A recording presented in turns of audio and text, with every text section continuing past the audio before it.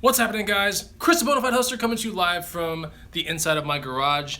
It is a Friday here in Austin, Texas, and I want to show you some really rad finds. Man, I think the camera's over here, but it's really over there. Okay, so anyways, I want to show you some really cool rad finds. Some of the stuff came from California. I was just there, and then some of it I found today. So that's really good stuff. So we're going to be looking at this stuff. I'm going through, like, taking pictures right now for eBay. And I'm gonna pack all this stuff up. Now, once all this stuff is packed up, like, it never sees the light of day on a video again. So it's important for me to, show you guys what I found in California and what I found today. Now, it's not a terrible amount of stuff, right? Because when I go on vacation, I can't take like a bazillion things back home with me.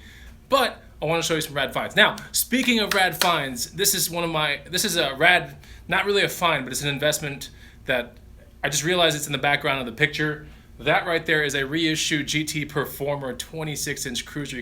I think you can still get them, but I would think that this is going to go up in value. So I did buy this one new, like probably a month ago or something like that. But that is certainly rad. That's like, commemorating the 87 or 86 frames, nice teal color, watercolors, watercolor decals, meaning they're not going to come peeling off or anything. That is super rad. So if you're into like BMX and vintage stuff back in the days, this is a reissue cruiser that they just issued out this year, and I thought it was pretty cool, so I had to have one. Anyway, but I have something better than that. Okay, so anyway, good to see you guys, and what's up, Brian in Kingsbury? I'll show you guys what I found today. Of course, if you watched my last video, well, probably 2 or 3 videos ago, here's a rad find, but I am, taking pictures for eBay now, so this is one of those things that you might be passing by. I did make a short video about, I almost started playing fetch with my dogs with this thing, but here we have a master tournament, 150-gram Frisbee, actually has an owner's number on it, okay? I thought that was pretty cool. And then it's a 1979 Whammo manufactured disc. This sucker right here, I mean, there's even a comment on that last video that said, I think there's a disc that sold for 50, right? And when I was looking at it, it was like 35 with like a day and a half left. So I know that they're around 50 bucks. I almost fed this thing to my dog to play, Frisbee with it. So I'm glad I didn't do it. But anyways, just one of those things that can kind of slip your mind. But this is the title of this video is kind of like rad finds that I'm going to be putting on eBay. So here's one rad find that's going on eBay right there. I'm into it for like $1 at a garage sale. Anytime I go to garage sales, I pick these things up, and I'm picking up, Frisbee golf discs, which are totally different, right? 420. And I'm picking up things like this to throw around with my dog. But every now and then I come across a really cool Whammo or something neat or a vintage one. The highest I've ever sold a Frisbee for ever on eBay, I think, was $44.99, and that was a Rip Stinger or something like that. Anyway, I think it was a Whammo disc. So don't let these things pass you by, especially thrift stores, garage sales. They're never a lot of money. That's what I've noticed about Frisbees, is like they kind of go under the radar completely. It's not like a Toomey bag or Z-Coil shoes or bicycles or video games where people know, like, I should research this before I put it on the table. These things totally go under the radar every single time, okay? So that's pretty cool. That's definitely going out soon. It's going to be going on a listing soon. So let's talk about what I found today. Or actually, I got some more clarification of something that I found like 2 weeks ago, and since I've been in California, I haven't had time to like process and like take pictures and all that kind of stuff. So this is something that's a little bit more retro and I guess vintage, but I called it a stuff bag back in a previous video, and that's what my dad used to always call these things because they're kind of shaped like this. They're like Euro traveler bags, I get it, but my dad would always call it a stuff bag because he would put handguns in it, right? And he would just romp around with handguns. So, but yeah, this is not a stuff bag. It's actually called an Ameri bag, okay? Like America plus bag, Ameri bag. So it's an Ameri bag made by LL Bean. There are a couple sold that are right around 100 bucks. Like, I'm into this thing for like pretty much nothing, like 50 cents, $1, something like that. So it's nice leather. I mean, really nice, soft, supple leather. A grippy kind of shoulder strap, so it's not going to go like, shifting around when you're walking around. 4 to 5 zippers, and inside a cavity that you could probably put stuff in. But yeah, it's definitely a traveler's type bag, but it is definitely called an Ameri bag. I figured it out after looking for more keywords, and I got a little bit more patient. I find that if you are impatient when you are researching eBay for good keywords, that you can really screw yourself. And a classic example of this is when I was looking at this and I was like, okay, leather, LL Bean bag, sort by highest, used, did all that, and these were coming in around 44, 50 bucks, and I was like, okay.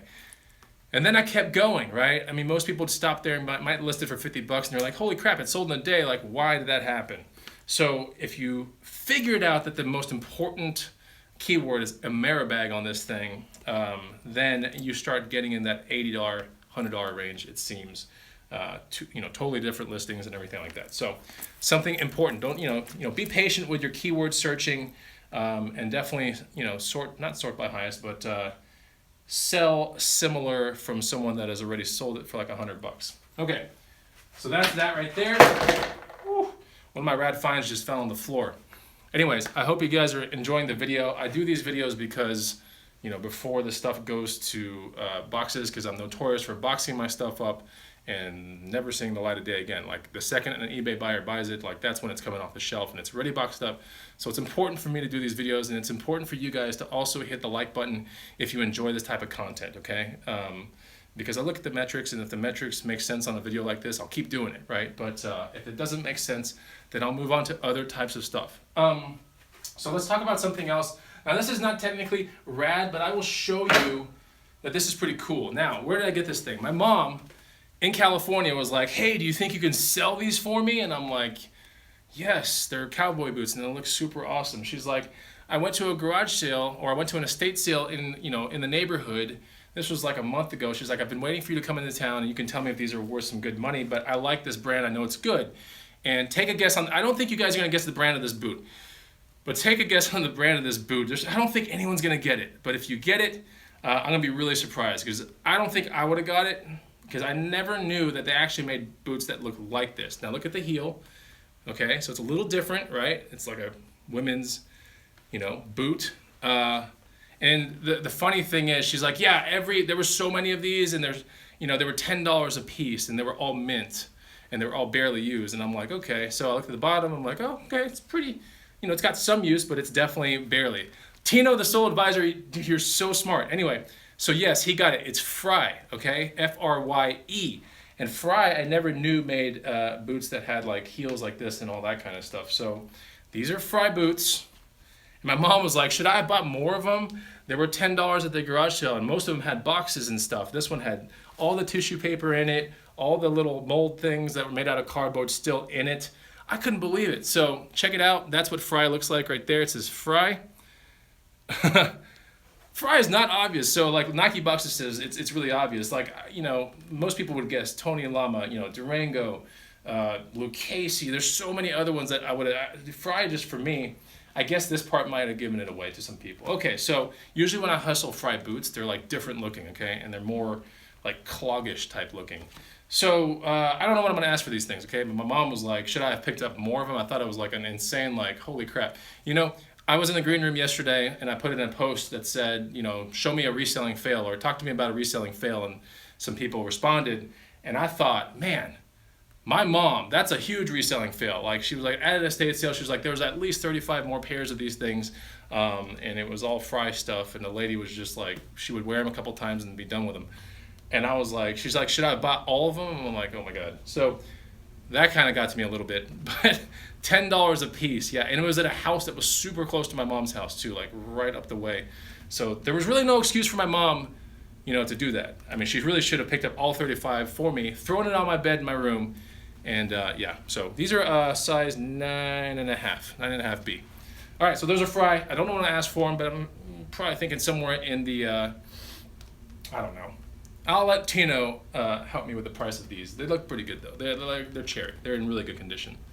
But I'm thinking like 80 plus. I don't know. That's what I'm thinking. Okay, so there's other stuff that I've talked about in videos right here. I want to get to something really interesting. Let me see what Tino said real quick. Tino hasn't said anything yet. Tino, what should I price those at? All right, so let's talk about something rad right here. And if you're in Southern California, I went to a swap meet and everything. And at the swap meet, I was so surprised because I saw a lot of Veriflex vintage boards, like new, okay? So I know, that's right, Kingsbury. Kingsbury said my mama just lost her hustler status, her bona fide hustler status. 85 is what Tino's saying. Okay, so I'm really close. I said 80, 85, cool. Yeah, so I went to the swap meets down in California, and I noticed a lot of the sellers had like brand new Veriflex like retro boards, which is, I'm starting to think like maybe someone that had a huge pile of this stuff, or maybe Veriflex themselves, or something like that, like cleared it all out, like a liquidation sale. So the Salvation Armies, or no, the Goodwills, seem to be kind of packed with some of this Veriflex stuff. I wouldn't say packed, but I popped on all 5 of these things right here. Veriflex skateboarding accessories kit. So I told you this video was rad, right? And this is definitely one of those rad pieces right here, because this is the rails, this is the thing that goes around the rear truck right here. That is the skid thing for the back, and this is the plate for the front. Yeah, and these were like $4 a piece. They're selling for about 25 or so. They're selling for 25 a piece. So what I'm gonna do is probably lock these up and throw them on eBay for $100. And there's 5 of them, so it's like a one and done kind of thing, and they're all brand new. They look all badass. So so I thought it was pretty cool. Yeah, these are vintage rails. But when I went to the swap meets and everything, man, all the people were asking like 60 to like $100 for all these vintage Veriflex boards. And I was like, God, why can't this be like Powell Peralta stuff? Why can't this be Alva? Why can't this be like all this really cool stuff, like Hosoi stuff? Why can't it be any of that? And it's not, you know, it's just Veriflex, which is like right up there with like Nash, right under Vision. So anyway, I had to pop on that, $4 a piece. I'm $20 into that. It was no, that's right, Z-Flex. It was kind of a no-brainer, you know. I was like, okay, that $100. I walk away with about 60 after all the shipping and everything. That's pretty good. I like that. So, all right, let me show you. Today I was at a garage sale, and I picked up some tennis stuff. I paid $5 for all this tennis stuff. So we got some balls, which my dogs are gonna love, and I got 3 rackets. Okay, so I paid $5 because one of these rackets is considerably worth $50 pretty quickly, and that's this one right here. It's a Wilson Encode. So that one's 110 head. It's an Encode NCODE. Pretty good racket, right? Not the best or anything like that, but it's okay. This was in the pack. Who knows what's wrong with this one? Take a look. It's a Prince Air O or something like that, Arrow. Interesting looking racket, right? Big fat holes in the top part right there, but check this part out, right? Do you see it? Do you guys see it? Yeah, that thing is snapped. That's right. So that's toast. Anyway, it was just part of it, so I was like, but it was a way for me to kind of like talk the price down. So I used it. I think she was asking like 6 or 10, and I talked her down to 5 for all 3 rackets. That racket's not worth anything. This racket, a head standard, not worth anything as well. The case, right? The case, the bag, not worth anything, but the actual Encode N6 racket worth about $50. So everything else is going in the trash except for this thing right here and those tennis balls, which will go to my dogs. Okay, now let's talk about the last thing. You guys having fun? Do you guys learn stuff on these videos? I hope you do, because anyway. Yeah, so I was about to like package up all this like Veriflex stuff. You can even see I have the box here. Right, my wife works in medical device sales and all that kind of stuff, and she gets me these perfect boxes, right? She works for this company, and perfect boxes for that Veriflex thing. I was about to put it in. I was like, dude, I bet you my peeps want to learn this stuff. So, anyways, I literally stopped like right there. I stopped in my cheddar footsteps. And I was like, let me train some people. Let me help some people out. So that's what I've done. And you are like, the second this video is done, like I'm putting this crap in a box and it's done. It'll never see the light of day again until the person on the other side opens the package. Okay, so last thing. Actually here's something real quick I want to show you. This is not rad, okay, but it is, 75 cents. Anytime you pick these things up for 75 cents, $1, you should get them. These are the wireless Les Paul controllers. These are the Red Octane for the Xbox 360. And this one's missing a battery cover, but my brother's got like 1 billion of them in his house. Oh, wow. I just realized like I paid 75 cents for it when it has a 50-cent sticker on the back of it. Oh my God. Anyway, who cares? So these are great because these are detachable necks, right? You do a bubble wrap job like this, kind of like that actually, right? So you bubble wrap it like this, you test everything out. One of the best ways to test this thing out besides actually throwing the Xbox 360 on and putting a Guitar Hero game or Rock Band game or one of those is you want to if you want to test it out kind of before you get to that stage, then check out if the whammy bar drops, right? If there's any tension on it, and that's pretty good. See how the whammy bar right here, like if I put it here, it doesn't drop to the floor. The ones that drop, like I don't mess with them. So, but it's not dropping. Buttons look pretty good. All these buttons click pretty good. So that should be a pretty decent hustle right there. Paired with the right game, this can net about 60 in pure profit, maybe a little bit more on Amazon FBA. All right, so that's that. We can talk about the last thing that I found, okay? Now, one of the secrets that I can't give you guys right here on this video is how did I end up at 2 of these garage sales where I found a lot of these things. And the funny thing is, it wasn't anything to do with Craigslist. So I'll tell that to the green room right after this video. But yeah, it was one of those, you gotta know the tools in order to find great sales. And so this one was super unorthodox the way I found these 2 garage sales today. And I thought that this last find was like, holy crap, like this really speaks to why I think I ended up there and there was zero competition. And I ended up being there kind of late, like 8:30 in the morning when the thing started at 8. Now, it starts at 8. This find should not be there at 8:30, what I'm about to show you, okay? Now, I'm about to show you this and it shouldn't be there. So just remember that. So this was 20 bucks. Thought this was pretty neat, right? I thought this was the find of the day, probably the rescue of the day. So if you guys want to flip out, go ahead, check out the handlebars on that one. Anyway, so yeah, it's a vintage Schwinn BMX. A little bit more TBD on the price on that, but I'm thinking, something like 150, 200 bucks, something like that. So that was a solid find. It was 25 bucks. I talked them down to 20.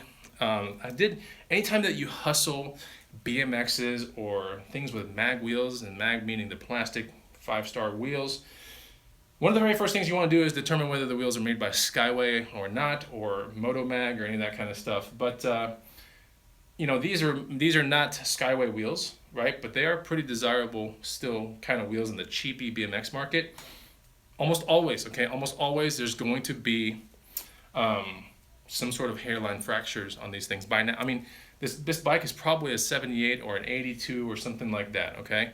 And with kids beating on them and everything like that. And the guy was like, yeah, my son would just romp that bike to hell. And I'm like, great. So that's what led me, and I still would have bought it regardless of that story. I was gonna buy it regardless, but I was like, here's a good way for me to go from 25 bucks to 20 bucks. And I was like, let me just find a crack on the rim, right?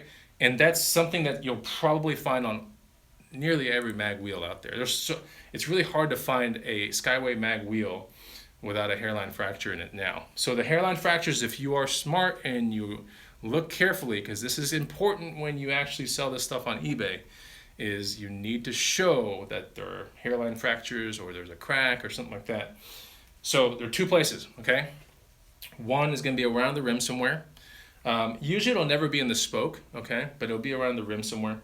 And the other place it'll be is around the hub, okay? So which is around the central part.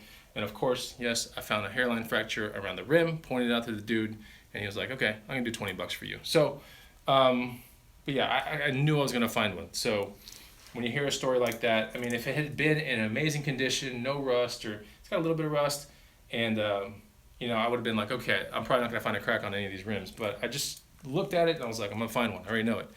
So anyway, yeah, I don't know if this is a scrambler or not. I haven't determined whether it's a scrambler or a thrasher or any of that kind of stuff. So after I'm done with this video, I'll be able to get the code on the back, which I think this is probably going to be an 82, more than likely. Let me see. I'll look at the code right now. It's actually an 83, okay? So this is an 83 Schwinn.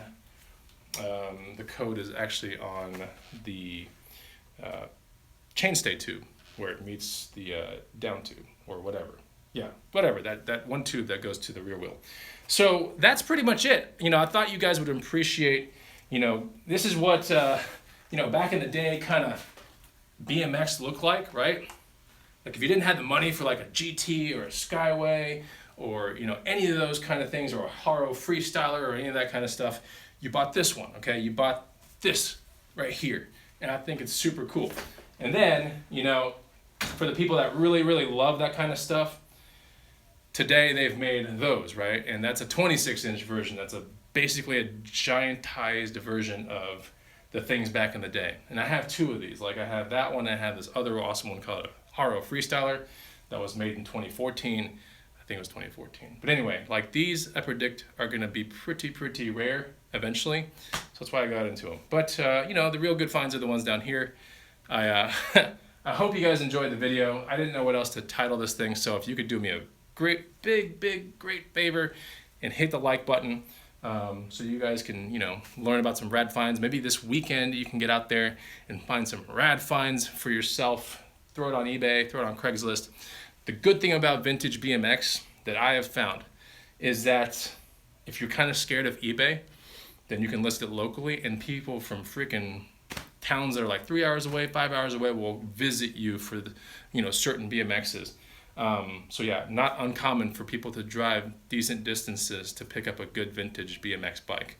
So it's like a double kind of way that you can, if you're kind of hesitant on eBay, move it to Craigslist, move it that way. People come and they're like, they know almost exactly what they're looking at. I've never had someone come to my house and stay more than 2 minutes, and they're just like, all right, I'm getting it, So that's the last case resort for this guy.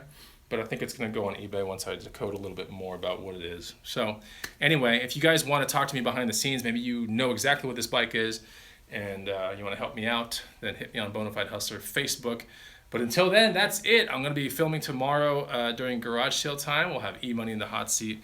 It's going to be a lot of fun, and I can't wait to go garage selling again. So the best part about Friday mornings, guys, is if you have your tools lined up, and and I'm not talking about the standard tools. There are other tools, and I'll talk about it in the green room after this. But if you got your stuff lined up, Fridays are days with no competition, zero. There's nothing out there competing with you. I was at a garage sale that was enormous today, where I found the tennis rackets, and I found this thing, which is in the green room. It's a secret thing that's in this bag, but it has to do with Moen.